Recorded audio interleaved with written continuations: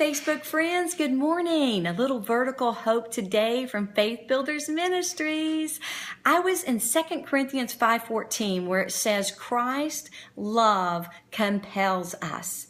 And I just wanted to share, this is the fact that the love of Christ in us compels us to do things for others. It takes our mind off of us, our problems, our prayers, our needs, our everything, and it puts it on others. It puts our thoughts, our prayer life. I mean, it's okay to pray for yourself and your family and all that, but we don't want to get stuck in complacency with that. We don't want to get where that's all we ever pray for is me, my family, my needs, everything.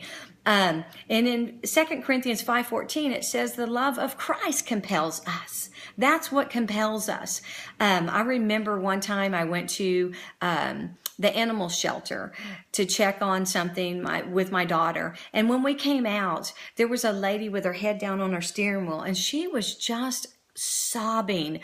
And I got in the car with Whitney and I looked over to the lady again, and she was still sitting there sobbing on her steering wheel. And and Whitney was about to back up, and I said, we can't leave. I've got to pray for her. I've got to see if I can, just extend some of God's love to her, because that's what's in me. That compels me to do that.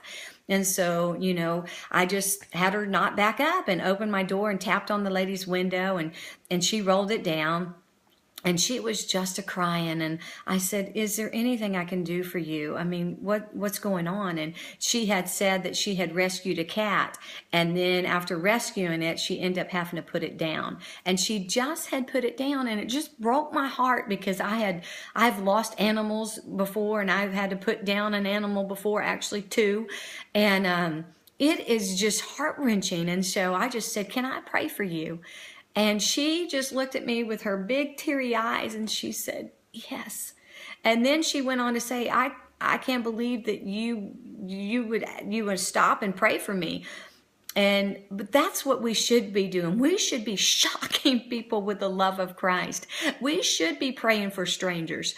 I remember another time where me and another friend were driving around in Olathe, and we had made a turn, and there was a car stopped on the side of the road, and it was a gentleman, and he also had his head down in his hands, and you could tell he was sobbing. And I said, pull over. And I jumped out of the car, and you need to be led by the Spirit. You just don't want to be jumping out everywhere. But I really felt like God was wanting me to pray for him. And so she pulled over, and I ran up to his car and asked him, to roll it down, and he did. And I said, is there anything I can do for you? And can I pray for you? And he says, I just lost my job. I got a ticket, and life is going terrible. And anyway, I just immediately started praying for him. And as soon as I got done, he goes, ma'am, you better get back in your car, because traffic is coming. And by then my other friend had jumped out, and I'm going, go get back in the car, get back in the car. And so we get back in the car and we leave, and those are seeds, and that's something, that seed planted into the woman at the animal shelter, and also on the side of the road to this gentleman.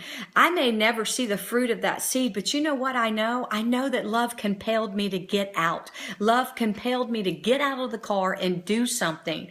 I also remember a time when we lived in, I believe it was Knoxville, Tennessee. And my girls had ran into Sally's or something, and I was just kind of sitting there on the side waiting for them to come back from, whatever they were getting in the store. And I had seen this mother frazzled. Next to it was like this happy zone or pizza zone or something for children. And I remember seeing this mother just all frazzled.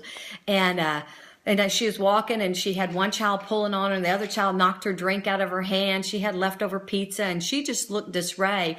And I was just looking at her thinking, I'm going to pray for her. And I felt the Spirit of God say, get out and go tell her, I'm proud of her. I'm proud of the mother she is, and I know where she came from. And so I'm like, oh my gosh, are you sure, Lord? And anyway, it did witness to my spirit. So I jump out and leave my car there, and I run over to her, and I tell her exactly what the Lord had said. And I said, the Lord wanted you to know that he's proud of you, and that he knows where you come from, and he's proud of the mother that you are. And she just started sobbing, and she said, thank you so much. I needed that today. So listen, would I do that on my own accord? No. I would not do that on my own accord because I don't want people to think I'm crazy. And sometimes, the love of God compels you to do something that's not likely, that you're not likely to do other than being compelled by the love of Christ. And that's the vertical hope today, is that we have the love of Christ in us. And so if you feel that tugging on your heart, if you're seeing somebody that you think you should pray for at the store or wherever on the side of the road, or seeing a mama that just needs to be encouraged, you know what? Don't hesitate. Reach out and do that. Reach out and do what God's compelling you to do by the love of God in you. Okay? That's the vertical hope. The vertical hope is that other people are listening and you might be a recipient of that one day. So you know what? God's word says this: it will not return void. And so when you're sowing seeds, I believe that's going to come full circle and be sown into you. And it's happened to me on many occasions where God had sent somebody to give me a word of encouragement.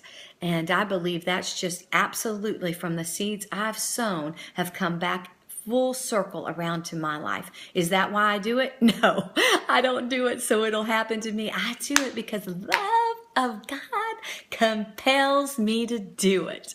All right. Happy day for y'all. Okay. Bye-bye. Thanks for listening.